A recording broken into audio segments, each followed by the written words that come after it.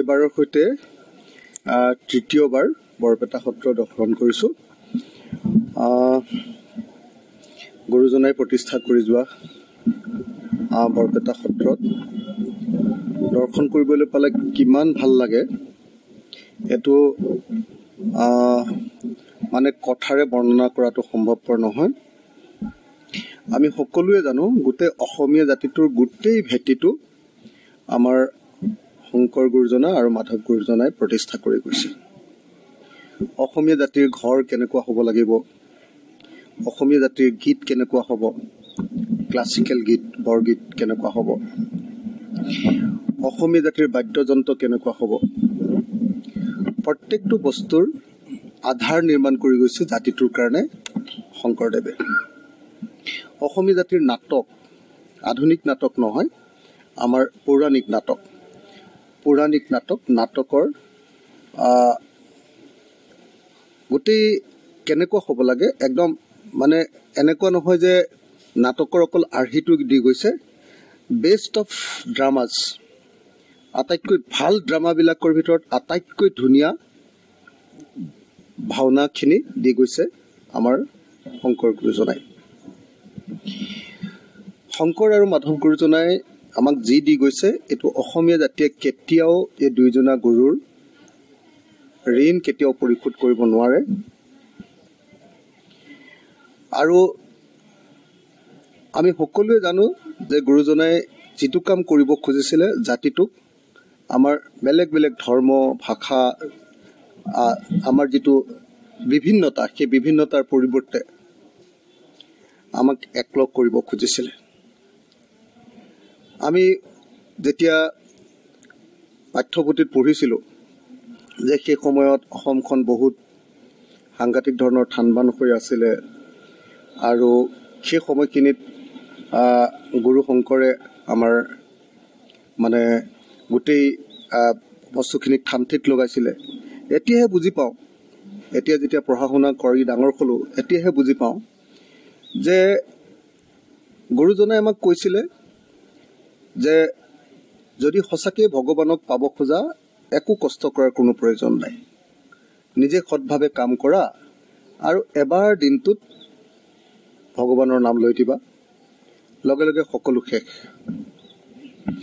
ধৰ্ম কিমান সহজ সৰল কৰি মানুহৰ মাজলৈ লৈ যাব পৰা মানুহ পৃথিৱীত যিকেইজন ওলাইছে তাৰ ভিতৰত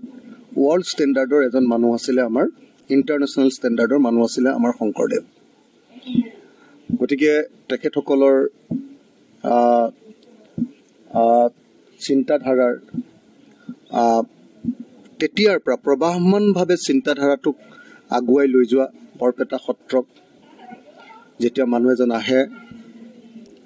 তেতিয়া আচলতে মানুহজনৰ সকলো ধৰণৰ ভিতৰত থকা সকলো বেয়া চিন্তা এই আটাইবিলাক নাইকিয়া হয় আৰু জাতিটোৰ প্ৰতি নিজৰ সম্পূৰ্ণ উৎসৰ্গিত মনোভাৱটো আকৌ এবাৰ ওলাই আহে।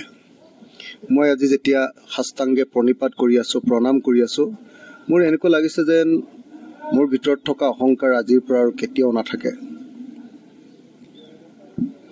আমি কিমান সৰু আৰু আমি কিমান একো কৰিব পৰা নাই, গুৰুজনালৈ চাই দিলে এবাৰ ধৰিব পাৰি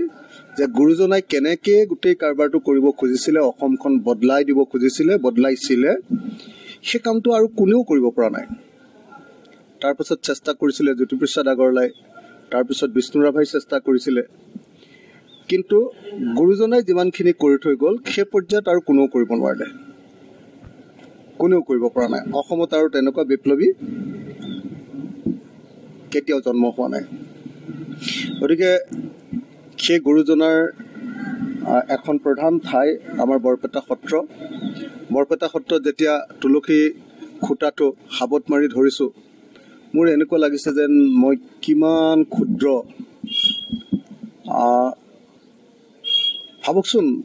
সেই মাধৱ গুৰুজনাৰ দিনৰ পৰা এতিয়ালৈকে সেই খুঁটাকেইটা যদি থাকিব পাৰে,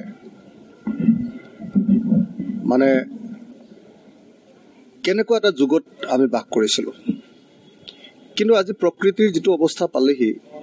2 বছৰো কাঠ এডাল নাযায়, আমি সেই প্ৰকৃতিক ৰাখিব নোৱাৰিলোঁ। মই সেইকাৰণে আজি বেলেগ কথা একো ক'ব খোজা নাই। সদায় চিৰজীৱন আমি গুৰুজনাৰ প্ৰতি দুইজন গুৰুৰ প্ৰতি সদায় মুগ্ধ হৈ থাকিম পৃথিৱী যেতিয়ালৈকে থাকিব সদায় আৱিষ্কাৰ কৰিব অসমত এনেকুৱা এজন মানুহৰ জন্ম হৈছিলে ডিস্কভাৰ এণ্ড ৰিডিস্কভাৰ মোৰ ল'ৰাই ডিস্কভাৰ কৰিব তাৰপিছত মোৰ নাতিয়ে ডিস্কভাৰ কৰিব যে আৰে অসমত ইমান পৰ্যায়ৰ এজন মানুহ জন্ম হ'ব পাৰিছিলে এইটোৱে গুৰুজনাৰ প্ৰকৃত মাহাত্য মহৎ মানুহৰ মহৎ লোকৰ মাহাত্য সেইটোৱে যে নতুন আমাৰ ককাহঁতে আমাৰ আজু ককাহঁতে আমাৰ দেউতাহঁতে মই মোৰ ল'ৰাটোৱে মোৰ নাতিয়ে মোৰ আজু নাতিয়ে যেতিয়াই জন্ম হ'ব তেতিয়াই ক'ব যে আৰে ইমান অসমৰ কাৰণে ভাবি প্ৰত্যেকটো ক্ষেত্ৰতে নতুন এটা বস্তু সৃষ্টি কৰি দিব পৰা মানুহ এজন জন্ম হৈছিলে গতিকে শংকৰদেৱ আমাৰ সৰ্বকালৰ শ্ৰেষ্ঠ অসমীয়া তেখেতক সেৱা কৰিবলৈ পালে তেখেতৰ এবাৰ নাম ল'বলৈ পালে অসমীয়া মানুহৰ যিকোনো পাপ খণ্ডন হৈ যায় মই আজি এটাই আশা কৰিছোঁ দুইজন গুৰুৰ সন্মুখত থিয় হৈ যে অসমখনত আমি শংকৰদেৱে যি ধৰণে মানে আপোনালোকে চাগে চবেই জানেই যে উজনিত আহোমসকলে মধ্য অসমত ভূঞাসকলে আৰু নামনিত কোচ ৰাজবংশীসকলে অসমত প্ৰথম পানী খেতি আৰম্ভ কৰি দিছিলে খালি খেতি ভূঞা বংশটো অকল আপোনালোকে যদি চাই যে অকল আমাক সাংস্কৃতিকভাৱে সমৃদ্ধ কৰি যোৱা নাই অৰ্থনৈতিকভাৱেও আমাক সমৃদ্ধ কৰি থৈ গৈছে গতিকে শংকৰদেৱৰ প্ৰতি শ্ৰদ্ধা জনাবৰ কাৰণে মাধৱ গুৰুজনাৰ প্ৰতি শ্ৰদ্ধা জনাবৰ কাৰণে অসমীয়া জাতিৰ প্ৰতি আকৌ এবাৰ প্ৰণিপাত জনাবৰ কাৰণে মই আহি উপস্থিত হলো আপুনি বিচৰা বাতৰি পাব কেৱল নিউজ 18 এপত নিউজ 18 এপ ডাউনলোড কৰিবলৈ স্ক্যান কৰক এই QR কোড গুগল প্লে ষ্টৰতো পাব এই নিউজ 18 এপ